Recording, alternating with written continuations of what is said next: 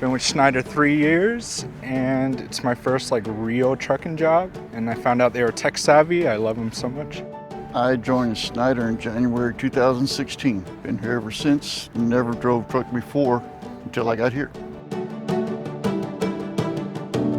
When I started research about Schneider, when I was thinking about coming to them to drive, finding out that they were the most tech savvy was the big thing for me, because I remember all the paperwork that the old truckers have to go through, and I like that it's all in one spot and just check it and go.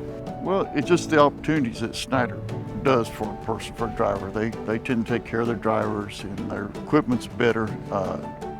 If you just look driving up down the highway, you see a lot of equipment from these companies that sometimes are not newer equipment. Falling apart. Yeah.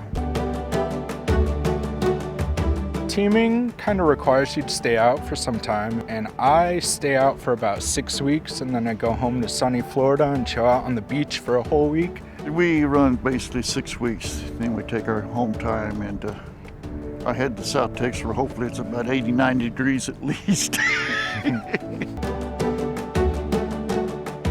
I had a pretty interesting upbringing. My mom's from England and my dad was in the Air Force. So before I was even old enough to remember, we were all over the place, just kind of like this job. And two of my favorite hobbies, I would say, are paintballing and playing on the computer. I grew up on the southern border. And so I've always been out in the country, and when I'm at home, home time is, I just like being home. I stay around the house, do projects around the house. One thing I would recommend for every one of you that have never driven a truck, please use your blinker. Don't cut trucks off. There's a law of physics here. You mess with a big truck, you're gonna lose.